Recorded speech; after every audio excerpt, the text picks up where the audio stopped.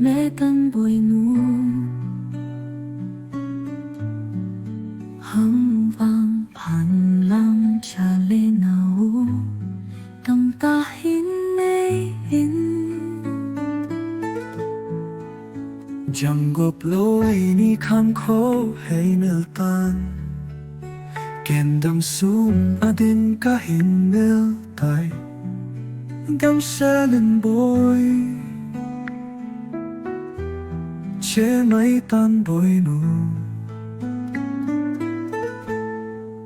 đâm xe lên bôi ông đang có ý tin cả hình về tay hồng vàng pan la tâm ta này in chẳng góp lâu ấy ni khăn khô ba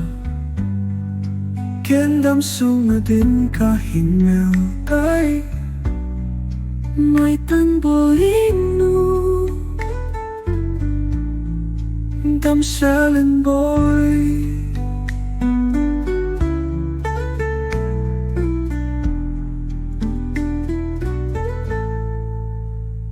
đâm ta hình này in kén đâm sung ở đến cả hình mèo tay ta lê nào tâm ta hình này đâm xe lên bôi